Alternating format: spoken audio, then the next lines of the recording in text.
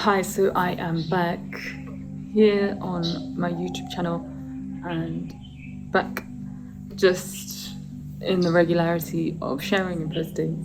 Took a little bit of a break for Christmas there, and here we are.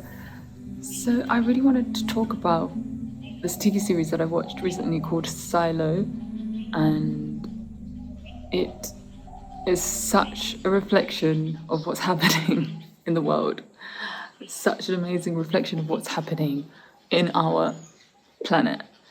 And I just wanted to share some things. I'm just going off the riff here of just what I remember happening in that TV series. So if you haven't seen the TV series, then I advise you maybe, and you want to, don't watch this because I'm going to be revealing what's been happening in that, in the show, as I'm discussing the different elements that I see reflected in our world as well. So first of all, I've watched all of the seasons, and there is going to be another one coming, I think. And obviously, it was left on such a cliffhanger. But basically, first of all, the premise of the TV show is that it is basically people are living in these underground silos because, whatever apocalypse happened in the world that led people to be living in these bunkers. And on each floor, every single person is contributing to the whole of the survival of the silo. And throughout the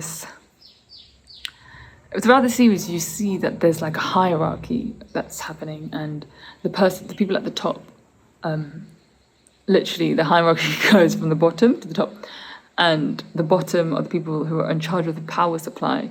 And again, what a great analogy and metaphor. Yes, the people who are working in the bottom of this hierarchy and of this system are the ones that have the power, because they are supplying the power to the whole of the silo. So there's a running joke as well that happens throughout that says, every single person thinks that their job is the most important, but the people who work in engineering, who are running the energy, basically say, ours is actually the most important, because if we weren't here, there would be no energy, which is quite accurate, really. But there's a running joke that's like, everyone says, I know you think that yours is, but actually my job is more important. Which again, it can also be a reflection of just like how some people think that what they're doing is so important. Self-importance that people give. So the hierarchy starts at the top. Okay, and at first it's a bit unclear. It's like, who is on the side of the people and who isn't, basically. That's a good way of putting it. And as the first season rolls out, you start to see that the head of IT guy, he basically is giving off these like evil, let's say, characteristics. And ultimately, what I mean is that he's giving off this like, the vibe that's not for the best of the whole of the silo, the whole people. He's doing things that are like really feel like they're not going for the whole of the silo. And okay, so as we start to go through it, we start to see basically nobody remembers what happened. So there's been a complete memory wipe. And again, that is a massive reflection of what's happened on our planet. And I find it really wild that a lot of people just think, oh yeah, this is life. You get born into this world, you get conditioned, you get shown how to live, get a job, have children, have a family. Oh yeah, for some reason, that's just what we're doing. But actually, there's so much history that's been hidden from us, and there's so much history in general that we have no idea about. So it's like, it's the same thing. Our memory has been wiped as well. Then they're reflecting it in the TV series. And obviously, I feel like, the TV series is such a big way of portraying these concepts to us. And some people will just not blink an eye and think it's not real, it's fiction. When actually there's so many codes within these episodes that are revealing the truth of existence. So that's another one. The complete memory wipe. Nobody knows why we are here, yet but we are here. All that we know is that we're here, and there's this repetitive phrase that they keep using, and then in the end, it's like a proper indoctrination, because it says, but we're here, so, this is what we're going to do. This is how we're going to live our life. And so then there's this mad concept of like, the air outside is toxic, right? And again, this is so good because it just shows you again what happens, how the conspiracies come about, how the information gets diluted and manipulated and all sorts, right? So what happens is, at the beginning, two people go out and you watch them and then they collapse and basically they die. And there's this thing called cleaning. So people clean the camera that's on the outside because obviously no one goes out there. So, and before they go out, they say, you know, please clean the camera. And it's like a respect. However, there's basically on the underground, people are finding information that is contrary to popular belief. And again, this is the journey, right, that so many of us find ourselves on.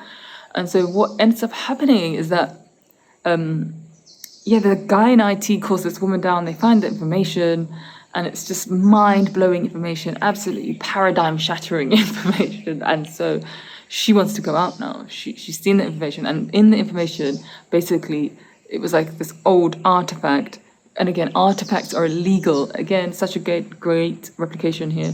I mean, artifacts in our world are in the museums, or they've been confiscated and taken away before anyone can see them. So it's the same thing here, like the artifacts that we do not even know and that are not possible for us to even have in our possession, you know? So she finds out the information. The information basically says that the reason why people clean is because when they go outside, the air is amazing and they realize it's all a lie. So then we're going along the series and I'm like, rah, this is wild. So wait a minute. Something has happened to get people to live in these silos when it's actually clean and it's healthy out there. It's okay for people to live. Like, that is some messed up dystopia right there. And obviously the guys at the top of the silo are really not acting, you know, for the people. So I'm thinking, yeah, this is some weird dystopia and totalitarian thing going on here. So, and then it becomes this thing. And so the one guy in IT is on a mission to find the truth. And the people that he comes into and shares the information with, again, is paradigm shattering for everyone. And their role, I believe, is such an example of the awakening. Because this is what happens. Once you get a glimpse of the truth, it's like water when you're thirsty. It's just like, wow, like I need more. And you want to just seek it more and more and more and more. You want to go on that journey, you know?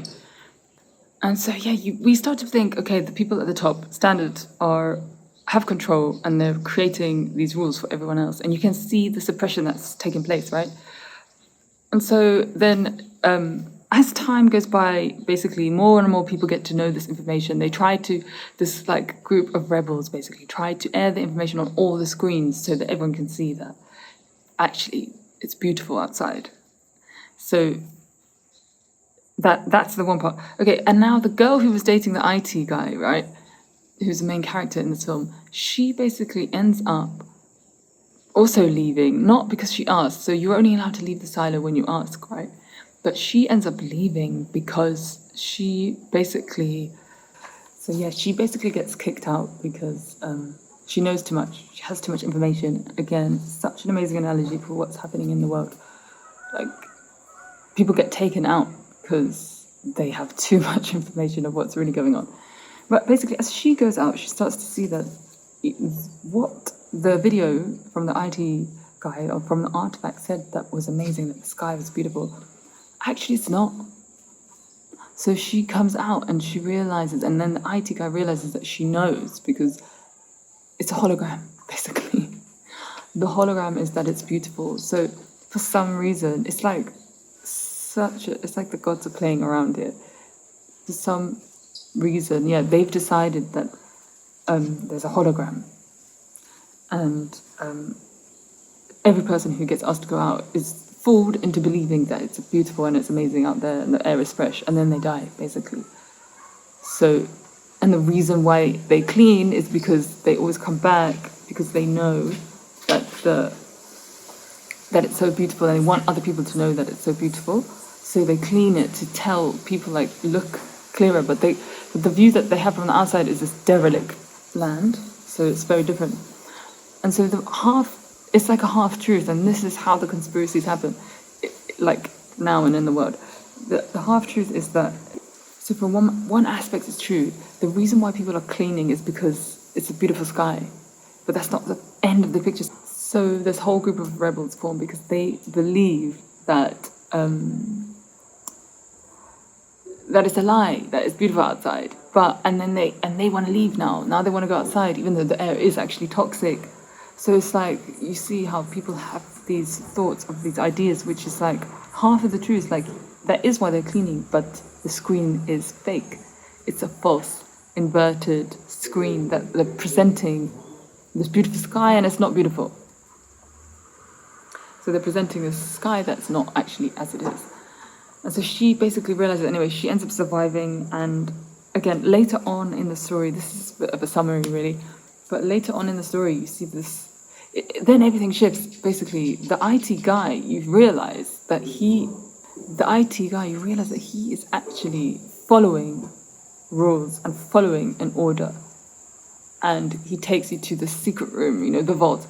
And when you go into the vault, you realize that there's this book, and the book is basically telling him what he has to do in every single situation, circumstance. There is a rule, there's an order, and there's a way that it should be done.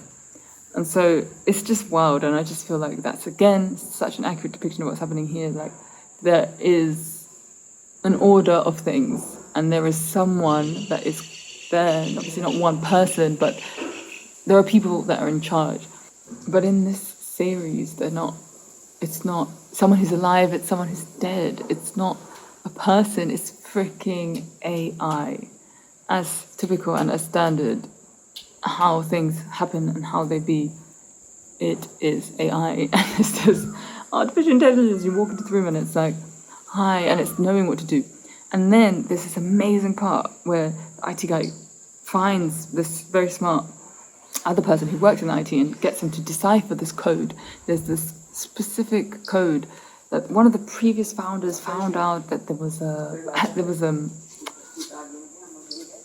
a problem.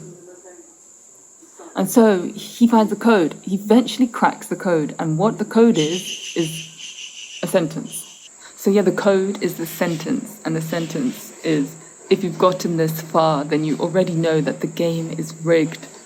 And I'm like, rah, this is exactly what is going on in the world. It's rigged because the system has been created and we have to live within it so that our energy can be harnessed. And, you know, I've spoken about this in other videos. But the whole point is that the game is rigged. It's not here for us to be free, and we're breaking through that now, breaking through the illusions, and we are coming into freedom and reclaiming our power and our sovereignty, right? And so then anyway, he basically goes down, he finds the secret door that the other IT guy was trying to find. And then basically at the door, again, the voice from the AI says, if you tell anyone, or if you like come any further than this, then we're going to release the protocol. And this protocol basically kills everyone. It's like releases poison in there and kills everyone. And it's just like, what is going on? It all feels a bit like a test, like an experiment, you know? And then you start to realize that the people that you thought had the power at the top of the hierarchy aren't even the ones. They're not the ones who are the evil. Now you start to see that actually it's everyone fighting for their own survival, and that it's just them against the AI, basically.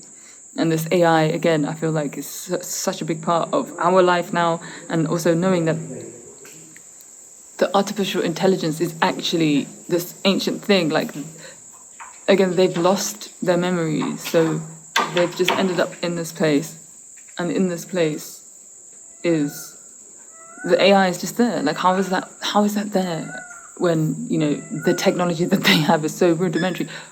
All of the technology that they have is so rudimentary, and then behind the scenes it's like this crazy thing that you can, and also when you go into the vault, there's a library, and inside the library it's basically like the Hall of Records. It's the Akashic Records, basically. It has every single bit of information that you need, and it's being hidden from everyone in the silo. It's just like, wow. And so if you want to find out any information, you can literally, go into the thing and speak to the AI, right? But obviously it's all being hidden. Now, obviously AI that we have today is like, it's all created from us anyway, but like, I really believe that the AI, it's not a new technology, and we've only just been shown it now, exactly like in the TV series. It's like,